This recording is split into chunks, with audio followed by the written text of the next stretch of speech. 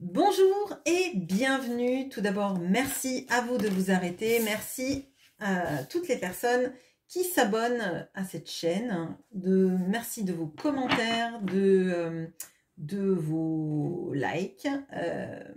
Ça fait du bien à la chaîne, ça donne de l'énergie à cette chaîne et ça m'en donne également. Ça me pousse toujours à continuer.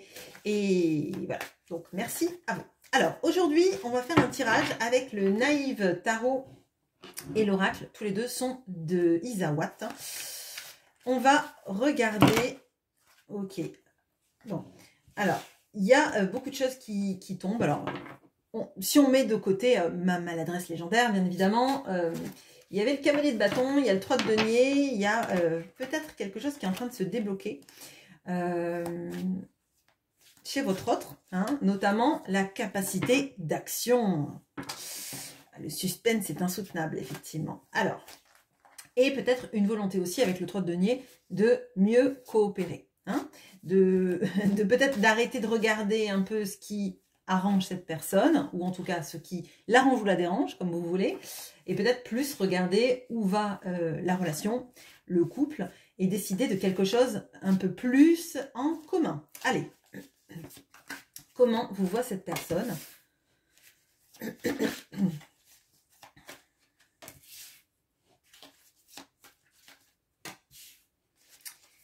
Quels sont ses sentiments? Ok.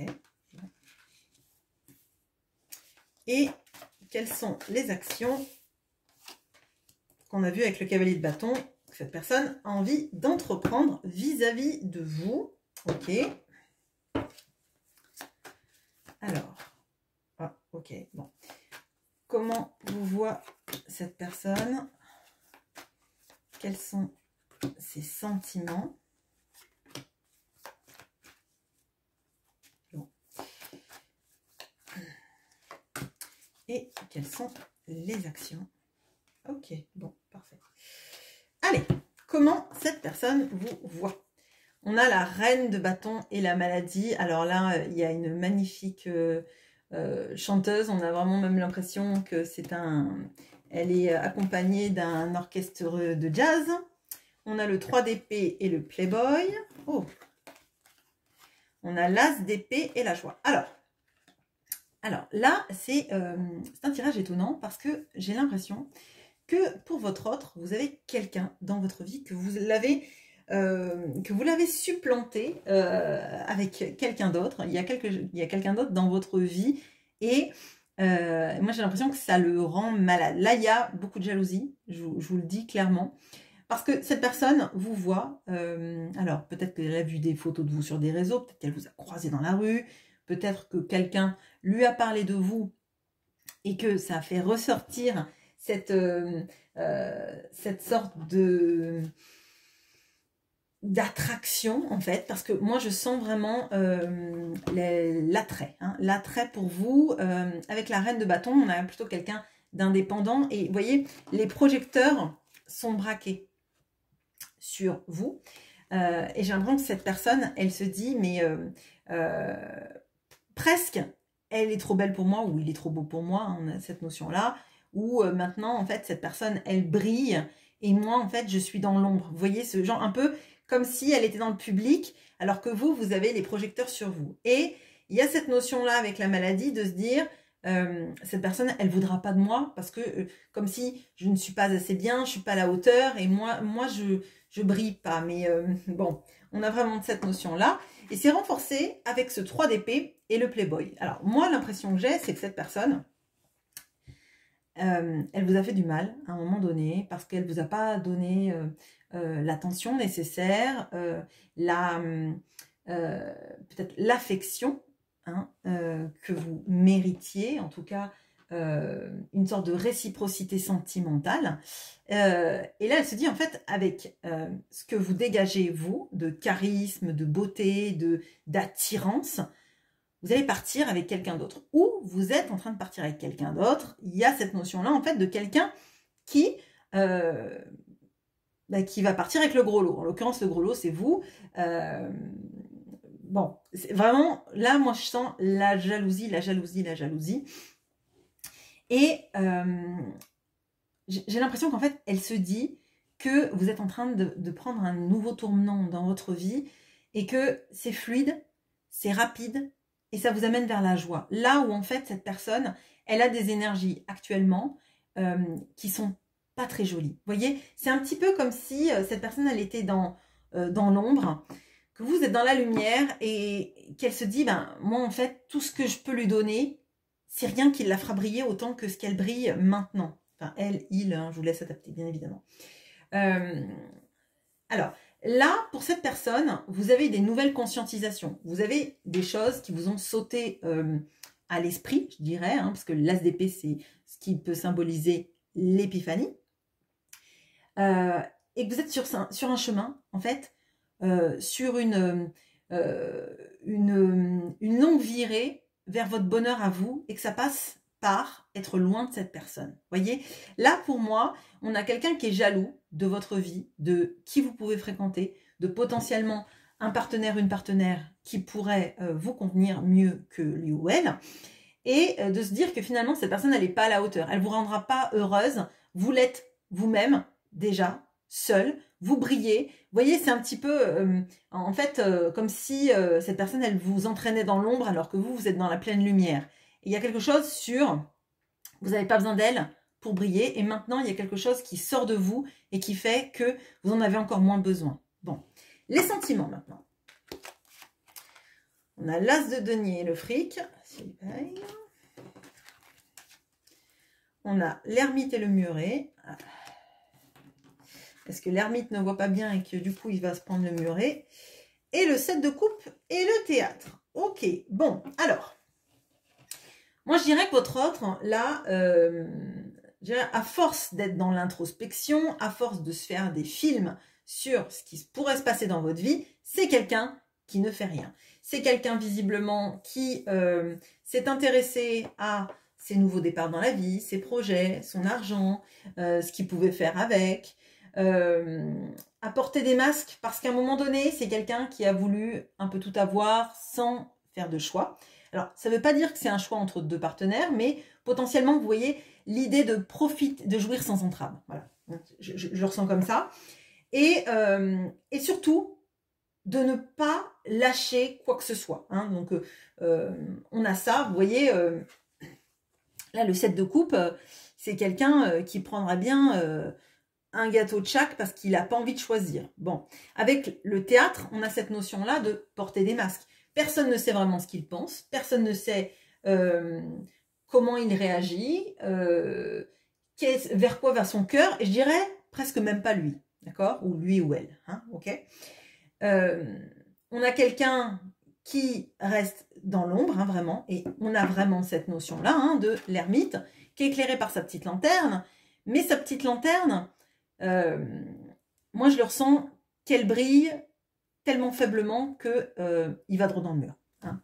Alors, pour moi, on a quelqu'un qui est obsédé par le fait de ne rien laisser filtrer, qui est obsédé par le fait qu'on ait une image de lui ou d'elle plus importante que ce qu'il ressent. On a quelqu'un qui est poussé à l'introspection, mais pour moi, là, vraiment, je le sens comme l'ermite de « je me retire, je ne parle pas, je reste dans mon monde » et pas « je fais un travail nécessaire à savoir où je vais » parce que j'ai pas décidé de quitter mes vieux schémas. J'ai pas décidé de quitter mon confort. J'ai pas décidé de quitter un système visiblement assez biaisé de valeurs parce que ce système est basé sur la matérialité. Là, enfin, As de denier et le fric, j'ai envie de vous dire, on peut pas être plus clair. On a quelqu'un qui veut pas faire de choix, qui veut pas justement s'imposer dans qui il est vraiment sans les masques. Et c'est sur la liste des sentiments, ça. Donc, on a quelqu'un qui ne s'interroge pas sur ce qu'il ressent. À part la jalousie qui le tiraille, mais on dirait qu'en fait, cette personne, elle est jalouse, mais elle se pose pas la question de pourquoi est-ce que je suis jalouse. Ok, cette personne vous voit briller, imagine que vous avez plein de prétendants, plein de prétendantes, que vous allez vivre votre meilleure vie, mais ne se pose pas la question de savoir si vraiment, elle peut à un moment donné sortir de l'ombre, sortir du public pour se présenter à vous. Vous voyez, là, on n'a pas quelqu'un de proactif. On va voir dans la ligne des actions. Mais là, on a plutôt quelqu'un de, je dirais, alors je vais dire contemplatif, mais c'est même pas contemplatif que je sens, c'est plutôt quelqu'un de, bon, c'est compliqué, mais comme j'ai pas envie, peut-être bien que oui, peut-être bien que non, mais finalement, je fais pas grand-chose, et qui va droit dans le mur parce qu'en fait, à un moment donné, son masque va être trop opaque, plus le manque de lumière, et il va se prendre son mur de plein fouet. Alors, il n'aura pas extrêmement mal, mais il va réaliser que finalement, il fait rien, et peut-être même que ses petits sous vont tomber au sol ou derrière le mur qu'il n'aura pas vu. Bon. Ok, les actions maintenant. On a le magicien et le hibou, la reine d'épée et l'univers, le 9 d'épée et le miel. Bon, alors, on n'a pas quelqu'un qui fait grand-chose. On a quelqu'un qui est dans un procédé manipulatoire, je vous le dis clairement. On a quelqu'un qui essaye de vous attirer par des messages plutôt cachés, des messages qui restent... Alors, quand je dis plutôt cachés, ça peut être deux choses. Ça peut être caché parce que vous restez une personne cachée vis-à-vis de son cœur, vis-à-vis de son expression du cœur.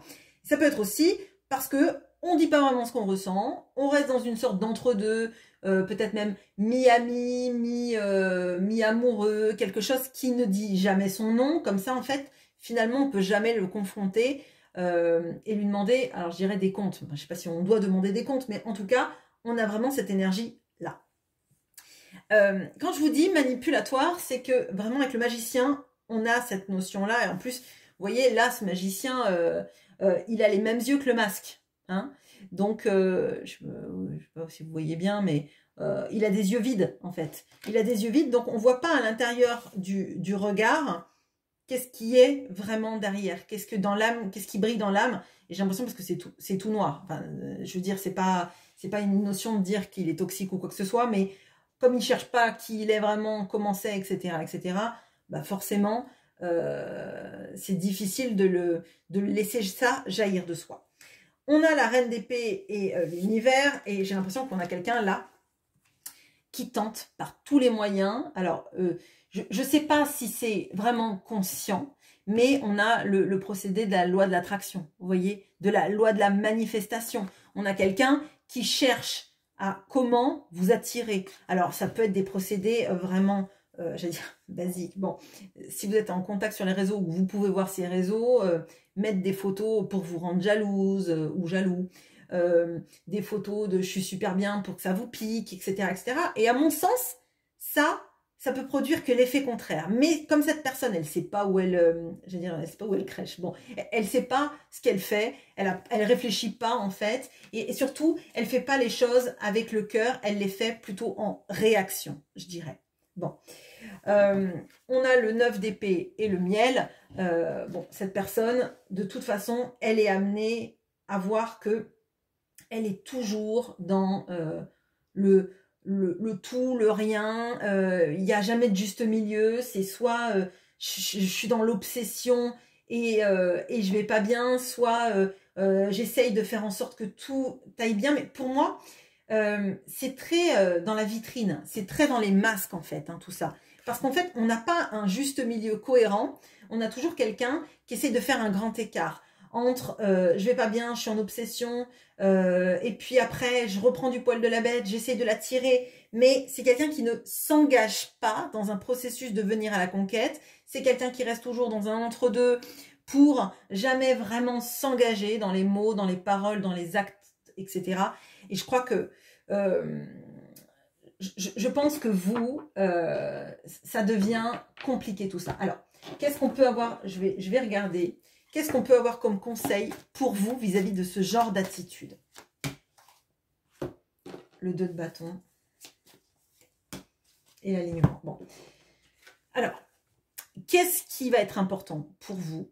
Ben, ce qui va être important pour vous, c'est de voir où vous voulez aller dans la relation. Est-ce que vraiment, dans l'état actuel des choses, cette personne, elle peut vous amener quelque chose pour vous qui soit ce que vous voulez vraiment, en fait. J'ai vraiment de ça. Est-ce que c'est aligné avec vous, quelqu'un qui réagit comme ça, quelqu'un qui est toujours dans les entre-deux, quelqu'un qui porte toujours des masques, quelqu'un comme si en fait, il fallait avoir la pierre de Rosette pour deviner son langage, regarder toujours le paralangage, etc., etc. Les processus égotiques pour essayer de vous attirer, etc. Là, je pense qu'il faut vraiment vous interroger. Et si vous êtes vraiment dans cette logique-là, comme cette personne vous voit à briller, à prendre votre chemin, à avoir eu beaucoup de conscientisation, etc., moi, je vous inviterai à avancer. Et si cette personne a envie de vous rejoindre, il faut aussi qu'elle, elle soit alignée avec ce qu'elle fait, avec ce qu'elle pense, qu'elle regarde à l'intérieur d'elle et qu'elle se mette à courir pour vous rejoindre ou qu'elle prenne un deltaplane ou j'en sais rien. Enfin bon, à un moment donné, il y a quelque chose à faire. Mais elle ne peut pas rester toujours dans je regarde, j'essaie d'attirer, mais je m'engage pas, etc. Parce que on n'avance pas comme ça. En fait, on reste pendant des années à vouloir que l'autre revienne, que l'autre nous contacte, que l'autre mette en stand-by sa vie pour le jour où on aura décidé de regarder à l'intérieur de soi comment ça avance. Voilà. Mais écoutez, je vous laisse sur ceci. Je vous souhaite une très bonne journée et à bientôt.